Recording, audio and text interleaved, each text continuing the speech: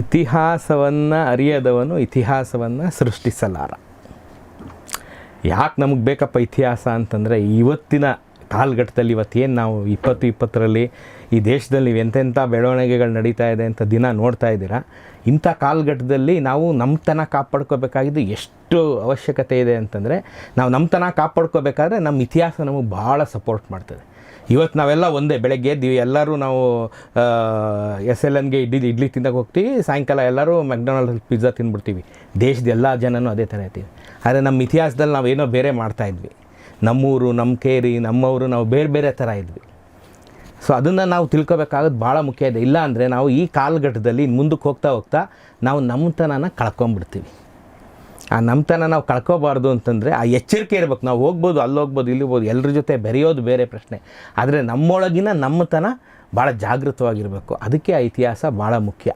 ಯಾತಕಪ್ಪ ನಾನು ಈ ಮಾತು ಹೇಳ್ತೀನಿ ಅಂತಂದರೆ, ಈಗ ನೋಡಿ, ದೇಶಭಕ್ತರು ಅಥವಾ ರಾಷ್ಟ್ರೀಯ ಹೀರೋಗಳು ಅಂದರೆ ನಾವು ನಾರ್ತ್ ಇಂಡಿಯಾ ಕಡೆ ನೋಡ್ತೀವಿ. ಈಗ ಅರೆ ಏನಪ್ಪ ಇದು, ನಮ್ಮಲ್ಲಿ ಯಾರು ಇಲ್ವಾ? ಹಾಗಾದರೆ ಯಾರೋ ಒಬ್ಬರು ಆ ಥರ ನಮಗೆ ಕೇಳ್ಬೋದು ಕುಹಕಕ್ಕೋ ನಾಳೆ ದಿನ.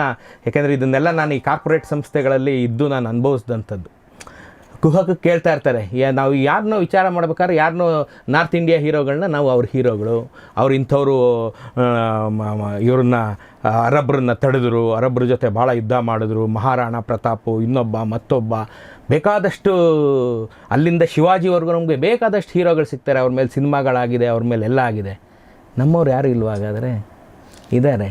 ಭಾಳ ಮುಂಚೆ ಈ ಮಹಾರಾಷ್ಟ್ರ, ನಾರ್ತ್ ಇಂಡಿಯಾ ಎಲ್ಲ ಇನ್ನೂ ಕಗ್ಗತ್ತಲಲ್ಲಿ ಇದ್ದಂಥ ಕಾಲದಲ್ಲಿ ನಮ್ಮ ಇಮ್ಮಡಿ ಪುಲಿಕೇಶಿಯ ಮೊಮ್ಮಗನಾದಂಥ 2ನೇ ವಿಕ್ರಮಾದಿತ್ಯ ಬಾದಾಮಿಯಲ್ಲಿ ಕೂತ್ಕೊಂಡು ಅಫ್ಘಾನಿಸ್ತಾನದವರೆಗೆ ಆಳ್ತಾ ಇದ್ದ. ಎಲ್ಲಿ ಬಾದಾಮಿ, ಎಲ್ಲಿ ಅಫ್ಘಾನಿಸ್ತಾನ? 150 ವರ್ಷಗಳ ಕಾಲ ನಮ್ಮ ಕನ್ನಡದ ದೊರೆಗಳೇ ಈ ಅರಬ್ರನ್ನ ತಡೆದವರು. 9ರಿಂದ 11ನೇ ಶತಮಾನದ ಮಧ್ಯದವರೆಗೆ. ಎಲ್ಲರ ಇತಿಹಾಸದಲ್ಲಿ ದಾಖಲಾಗಿದೆಯಾ? ಎಲ್ಲೂ ಇಲ್ಲ. ಸೊ ಇದನ್ನು ನಾವು ಅರ್ಥಕೋಬೇಕು. ಇದು ನಾವು ಅವ್ರಿಗೆ ಹೇಳೋಕ್ಕೆ ಅನುಕೂಲ ಆಗುತ್ತೆ. ಇದು ನಾವು ನಮ್ಮ ಎದೆ ಒಳಗೆ ಇದನ್ನು ಬಚ್ಚಿಟ್ಕೊಂಡಿರ್ಬೇಕು.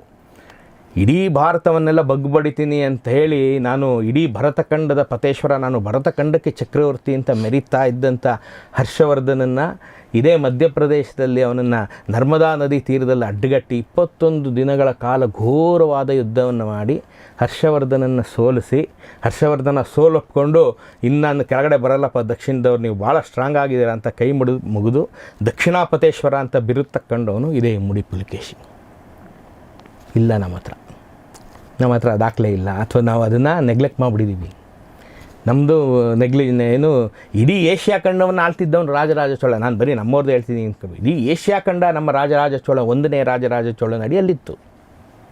ಇದನ್ನು ನಾವು ಮರ್ತುಬಿಟ್ಟಿದ್ದೀವಿ. ಇದಕ್ಕೋಸ್ಕರ ನಾವು ಇತಿಹಾಸ ತಿಳ್ಕೋಬೇಕು. ನಾವು ಯಾರು, ನಮ್ಮ ಹಿಂದೆ ಏನಿದು ಲೆಗೆಸಿ, ಏನು ವೈಭವ ಇತ್ತು ನಮ್ಮ ಹಿಂದೆ, ಆ ಲೆಗೆಸಿ ನಾವು ತಿಳ್ಕೋಬೇಕು. ನಾವು ಏನೇ ಕೆಲಸ ಮಾಡ್ತಾಯಿದ್ದಿಲ್ಲ, ನಾನು ಸಿವಿಲ್ ಇಂಜಿನಿಯರ್ ಬೇಸಿಕಲಿ, ನಾನು ಅದನ್ನೇ ಮಾಡ್ತಾಯಿದ್ದೀನಿ. ಈಗ ನಾನು ಸೈಟಿಂದ ಬಂದೆ. ಈಗ ನಾವೇನು ಕೆಲಸ ಮಾಡ್ತಾ ಇರಲಿ, ಆದರೆ ನಾವು ಏನು ಮಾಡ್ತಾಯಿದ್ದೀವಿ, ನಮ್ಮ ಪರಿಸರ ಪ್ರಜ್ಞೆನೂ ಇದರಿಂದ ಜಾಗೃತ ಆಗುತ್ತೆ. ನಾವು ಯಾವ ಪರಿಸರದಲ್ಲಿ ನಿಂತಿದ್ದೀವಿ, ಎಷ್ಟರ ಮಟ್ಟಿಗೆ ನೀವು ಇತಿಹಾಸದಿಂದ ಒಳಗೆ ಹೋಗ್ಬಿಡ್ತೀರಾ ಆಸಕ್ತಿ ಬೆಳೆಸ್ಕೊಂಡ್ರೆ ಅಂತಂದರೆ. ಫಾರ್ ಎಕ್ಸಾಂಪಲ್ಲು, ಒಂದು ಗಾಡಿ ನಂಬರ್ ನೋಡಿದ್ರೆ, ಈಗ 1796 ಒಂದು ಗಾಡಿ ನಂಬರ್.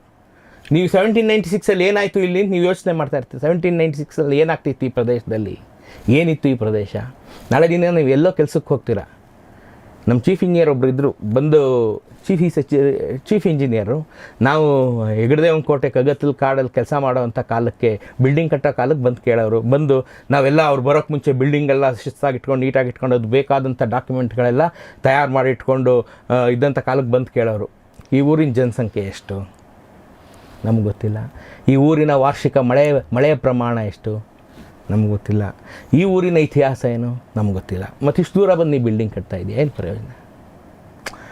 ನೀನು ಆ ಊರಿನ ಇತಿಹಾಸವನ್ನು ಪೂರ್ತಿ ತಿಳ್ಕೊಂಡಿದ್ದೆ, ಆದಲ್ಲಿ ಅದಕ್ಕೆ ರಿಲೇಟ್ ಆದಂಥ ಒಂದು ಬಿಲ್ಡಿಂಗ್ ಕಟ್ತಾ ಇದ್ದೆ, ಆ ಊರಿನವ್ರನ್ನ ವಿಶ್ವಾಸಕ್ಕೆ ತಗೋತಾ ಇದ್ದೆ ಅಂತ ನೀನು ಆ ಊರಿನವ್ರಲ್ಲಿ ಒಬ್ಬನಾಗ್ತಾ ಇದ್ದೆ. ಅದಕ್ಕೆ ರಿಲೇಟ್ ಮಾಡ್ಕೋಬೇಕು. ಪ್ರತಿಯೊಂದೂ ನಾವು ಆ ಇತಿಹಾಸ ಕೊಂಡಿಗೆ ರಿಲೇಟ್ ಮಾಡ್ಕೊಂಡೇ ನಾವು ಮುಂದಕ್ಕೆ ಹೋಗ್ಬೇಕು.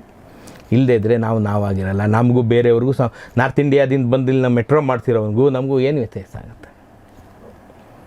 ಯಾಕೆ ನಾನು ಮಾತಾಡ್ತೀನಿ ಅಂತಂದರೆ, ಈಗ ನೋಡಿ, ಮೆಟ್ರೋ ಮಾಡೋವಂಥ ಕಾಲಕ್ಕೆ ಎಂತೆಂಥ ಅನುರೂಪವಾದಂಥ ಅತಿ ಅಪರೂಪವಾದಂಥದ್ದು ಮೇಲೆಲ್ಲ ಹೊಡ್ಕೊಂಡು ಬರ್ತಾ ಇದ್ದಾರೆ. ಏನು ಹೊಡಿತಾ ಇದ್ದೀವಿ ಅವ್ರಿಗೆ, ಇದ್ರ ಹಿಂದೆ ಏನಿತ್ತು ಇಲ್ಲಿ ಅನ್ನೋ ಒಂದು ಸಣ್ಣ ಒಂದು ಅವ್ರಿಗೆ ಕಲ್ಪನೆ ಸಹ ಇಲ್ಲ. ಯಾಕೆಂದರೆ ಈ ಸ್ಥಳ ಅವ್ರದ್ದಲ್ಲ. ಆದರೆ ನಾವು ಇಲ್ಲಿದ್ದುಕೊಂಡು ಇಲ್ಲಿ ಕೆಲಸ ಮಾಡುವಾಗ ನಮ್ಗೆ ಆ ಪರಿಸರ ಪ್ರಜ್ಞೆ ಇರಬೇಕು ಅಂದರೆ ನಮಗೆ ಈ ಸ್ಥಳದ ಇತಿಹಾಸದ ಅರಿವಿರಬೇಕು.